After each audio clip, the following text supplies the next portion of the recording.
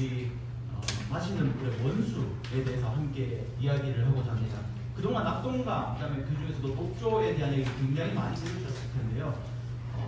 녹조에 대해서 과연 우리는 제대로 알고 있을까에 대해서 제가 작은 의문을 좀 던져드리면 파급 효과가 훨씬 더 좋지 않을까라고 생각이 되어 발표를 해봤습니다. 네. 가장 쉽게 이해하는 게 더 중요하지 않을까. 진짜 녹조가 무엇인가에 대해서 한번 알고 가는 자리가 되면 좋지 않을까라고 생각하고 발표 자료를 준비했습니다. 지금 보시는 사진은요, 미국 톨리거시의 도시 7월달에 강을 흘고 이쪽에 호가 있는데 흐르는 장면에 녹조가 이렇게 쭉 끼고 있는 장면입니다. 6월 5일은 세계 환경의 날입니다. 그죠? 6월달을 환경의 달이라고도 많이 이야기를 하는데요. 그 중에서도 저는 오늘 물에 대해서 이야기하도록 하겠습니다. 물은 가장 생명과 직결되고요. 우리 주변에서 너무나도 중요한 자원입니다. 우리가 수도꼭지물을 틀면 항상 깨끗한 물이 흐르니까 착각을 하죠. 우리 강도, 우리가 가지고 있는 호수도 깨끗할 것이다 라는 착각을 하는데요. 사실 우리가 어떤 물을 마시고 어떻게 생활하고 어떤 멸종 활동을 하느냐에 따라 우리 건강과 우리 삶이 연결되어 있다라고 볼 수 있을 것 같습니다. 제가 10년간 미국에서 이제 녹조 관련 연구를 진행을 했었습니다. 지금 보시는 건 미국 이교에서 녹조가 굉장히 심한 해에 녹조 사진입니다. 정말 심하잖아요. 그렇죠? 네, 심각하다고 이렇게 해주셔서 감사합니다. 근데 제가 이 녹조라는 아이는요, 사이노박테리아라고 하는 이제 어려운 이야기가 나옵니다만은 남세균이라는 세균의 한 일종이 무장하게 돼요. 굉장히 많은 수를 자기 스스로 만들어내는 거고요. 그 수가 폭발적으로 증가하니까 색깔이 초록색이 되었습니다.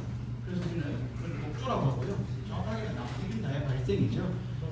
문제는요, 냄새도 안 좋고요, 색도 안 좋습니다. 그죠? 하지만 얘들이 만들어내는 독성 물질이 있습니다. 이제 사이노톡신이라고, 이제 한국말로 딱히 정의 이름이 없고요. 사이노톡신이라고 불리는 이 독성 물질 때문에 이 녹조가 더 많은 위험을 끼치고 있습니다.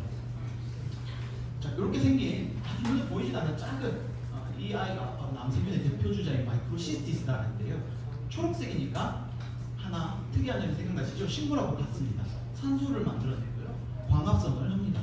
우리 대기에 산소를 만들어내는 아이였던 것이죠. 근데 지금은 이제 골칫덩어리가 됐습니다. 같이 보시죠. 제가 작년에 구입을 했습니다. 앞서 봤던 네이키리오를 보고 심각하다라고 해주셨는데요. 우리나라 강과 호수는 어떤지 여기 계시는 몇몇 분들이 제 손을 이끌고 강으로 데리고 가주셨습니다. 물에 들어갔다 괜히 후회했습니다. 너무 안 좋아서요. 미국만큼 아니면 오히려 그보다 더 심한 것도 많이 있다는 것을 봤었고요. 초록색 강물이 당연한 색은 절대 아닙니다. 여러분 강색 칠하실 때 무슨 색깔 칠하시나요? 파란색입니다. 맞죠? 이걸 보고 정상이라고 느끼면 이상한 겁니다. 그죠? 여기에 너무 익숙해졌던 거예요. 10년간 매스컴에서 그렇게 떠들었는데 아무렇지도 않게 우리는 넘기는 이 문제가 결코 간단히 볼 문제는 아니다라는 겁니다. 제가 미국에 있을 동안 이제 녹조에 대해서 조사를 했었는데요. 한강을 제외하면 계속 녹조가 지속하게 증가하고 있고요. 전 세계적으로 비슷한 패턴을 보이고 있긴 합니다. 녹조는요, 앞서 얘기했듯이 자연 환경에 있는 미생물입니다. 자체로만 있었으면 괜찮은데요. 문제는 우리가 사람이 어떤 활동을 하게 됩니다. 농업 활동, 축산 활동, 이제 생활 폐수, 각종 활동을 하게 되면서 버려지는 물들, 그리고 인간의 활동으로 또다시 만들어지는 기후변화, 이 두 개가 알파이온이 돼서 어마어마한 두께의 녹조를 만들어내는 것입니다.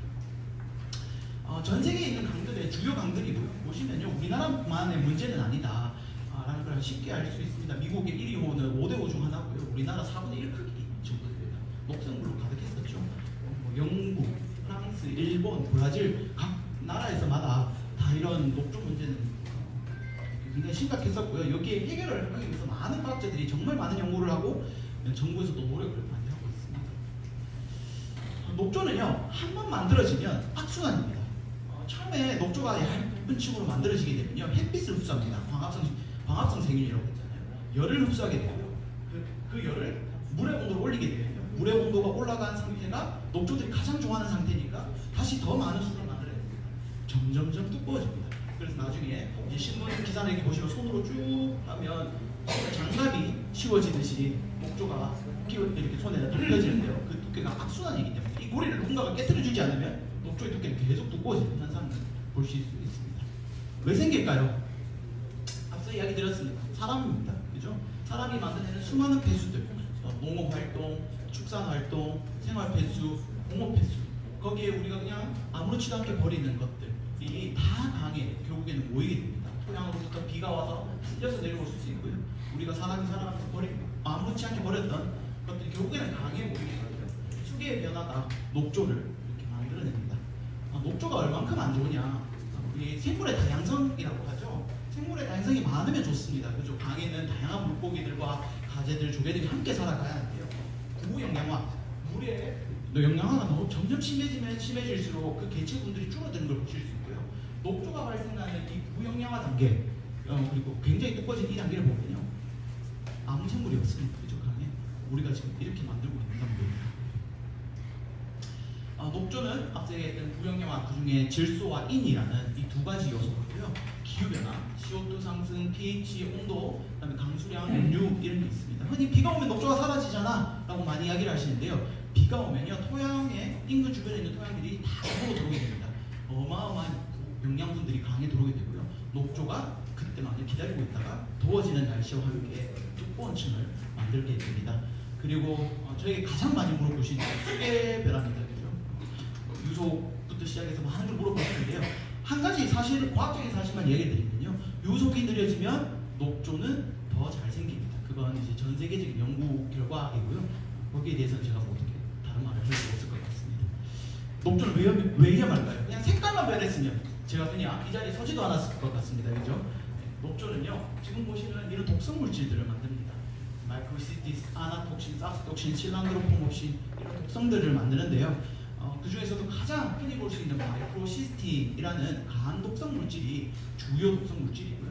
그 밖에도 미국에서는 아나톡신이나 삭스톡신처럼 신경계 독성, 파킨슨병을 일으킬 수도 있다라고 되고, 분용 독성도 있는 삭스톡신 같은 경우도 환경에서 발견되기도 합니다. 유해 남주류, 앞서 얘기했던 이런 독성 물질을 만드는 녹조 아이들을 우리가 이제 유해 감세균이라고 하는데요. 한 30종 정도 있습니다. 각 독성별이고요. 그런 독성들을 만들어내는 그 중에서도 제가 앞서 얘기했던 담수 환경에서 가장 많이 보이는 마이크로시스틴이라는 이 독성을 만드는 감세균들은 굉장히 많습니다. 그죠? 그래서 이런 독성 물질, 이런 세균들이 이제 강에서 자라면서 독성 물질들을 계속해서 만들어내고 있고요. 마이크로시스틴은 왜 위험한가?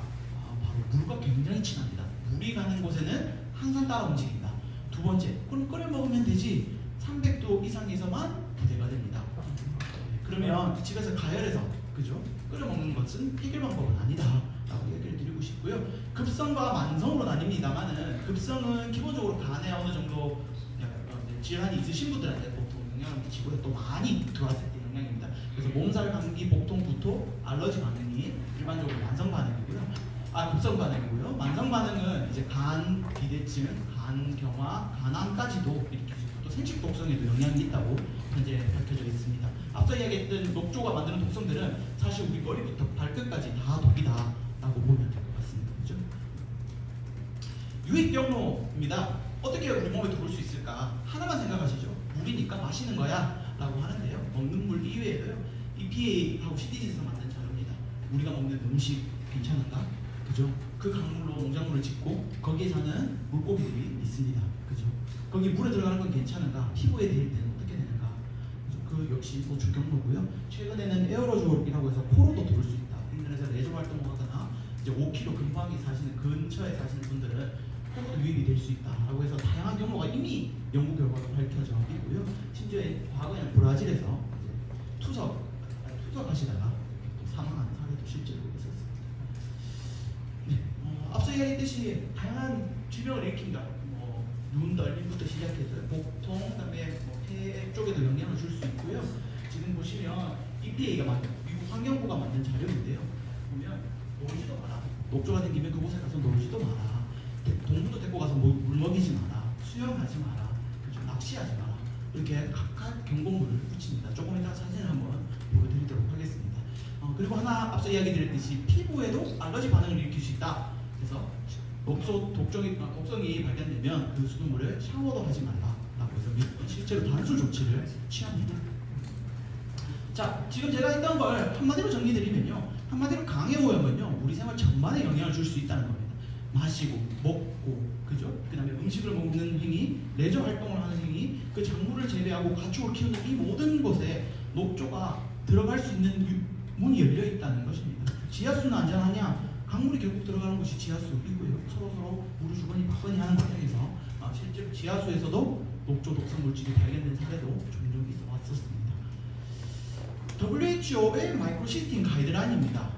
음용수 단기로 보면요 12ppb, 장기로 보면 1ppb 마이크로그램 퍼 리터라고 하는데요. 감이 안 잡히시죠? 큰 페트병, 1리터 페트병에 한 방울 들어있으면 1ppb입니다. 그렇게 설명하면 가장 이해하기가 쉬울 것 같습니다. 여러분 가정에 큰 1.2리터 페트병 있죠? 거기 한 방울 들어가면 장기로 마이크로시스템 마시면 안 돼라는 거고요. 레저 활동 가이드라인도 있습니다. 24 마이크로그램 퍼 리터입니다. 여러분도 혹시 우리나라 강에서 여기 녹조 많으니까 들어가지 마 라는 경고판 보신 적 있나요? 그죠? WHO는 이미 과거에 이런 가이드라인을 제시를 했었습니다.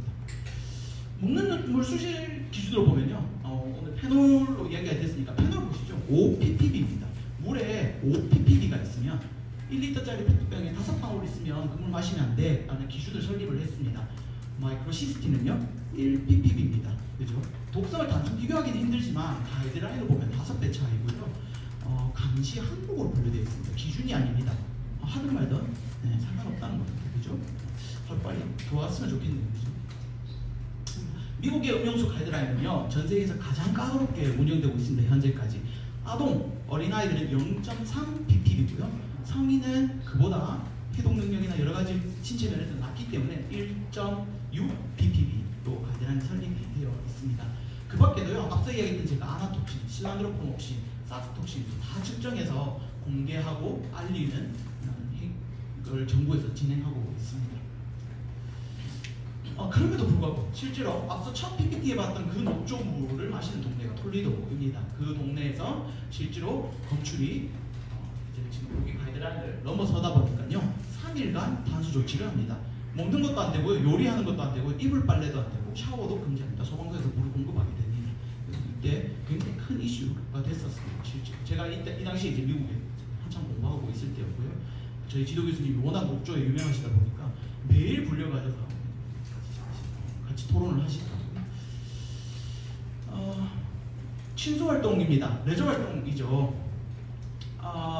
레저 활동은요, 미국에서 아까 WHO는 24ppb인데요, 미국은 8ppb, 그러니까 8방울 정도겠다, 그죠? 8ppb 이상이면 레저 활동 금지, 그죠? 같이 어업 활동으로 제한을 겁니다. 이런 간판을 붙이고요, 들어가지 마라. 들어가면 너의 책임이다. 그죠? 독이 있다.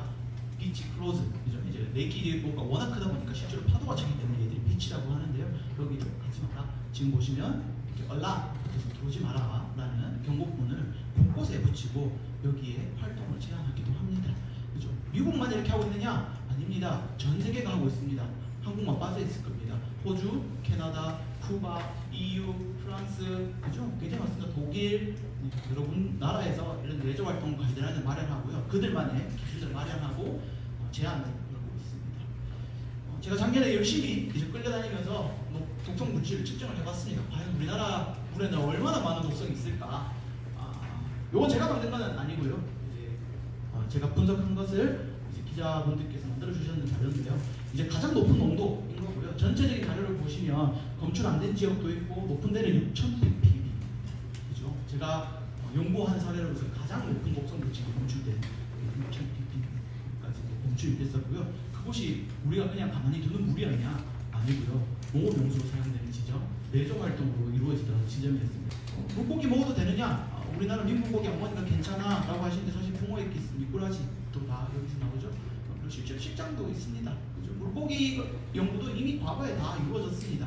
중국에서 이미 너무나도 많은 녹조 연구가 진행이 되었고요. 물에 있는 농도보다 물고기가 가지고 있는 농도가 더 높았습니다. 우리가 먹는 이제 근육 조직에서 더 많이 발견이 됐고요.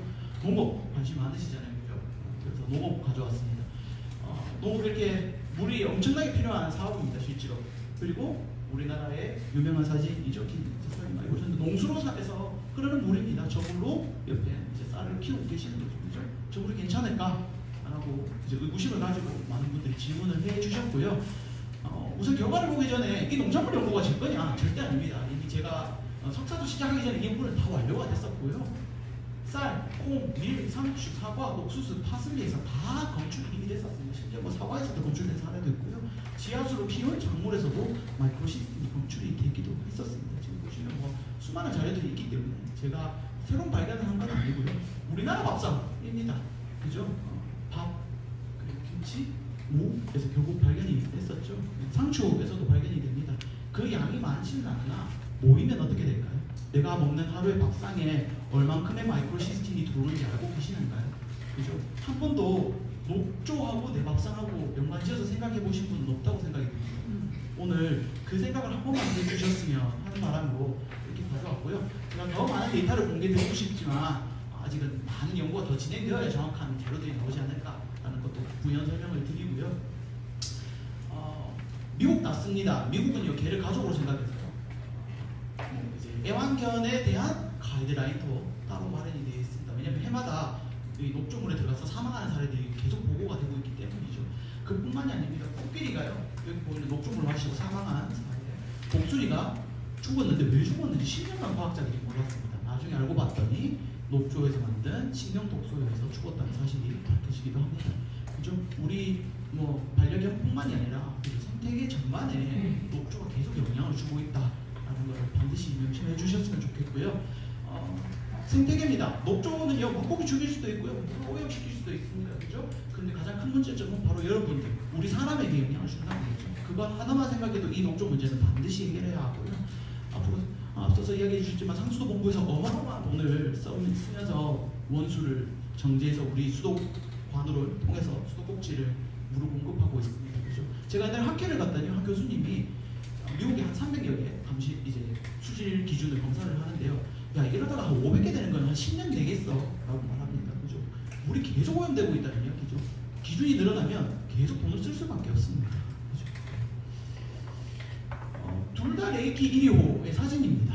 굉장히 노력을 해서 많이 고쳤어요. 제가 묻고 싶습니다. 어느 물을 진짜 물인가? 그죠? 어느 물을 가지고 앞으로 후대 내 자식에게 물려주고 싶은가? 그죠? 자연은 후손에게 빌려 쓰는 거라고 합니다. 그죠? 그래서 함부로 쓰지 마시고요. 한 번은 또 꼭 생각해 주셨으면 좋겠습니다. 좋은 물로 여기에 많은 분들이 계시는 거 알고 있습니다. 많은 활동 부탁드리고요. 또 이렇게 강의 들어주셔서 너무 감사합니다.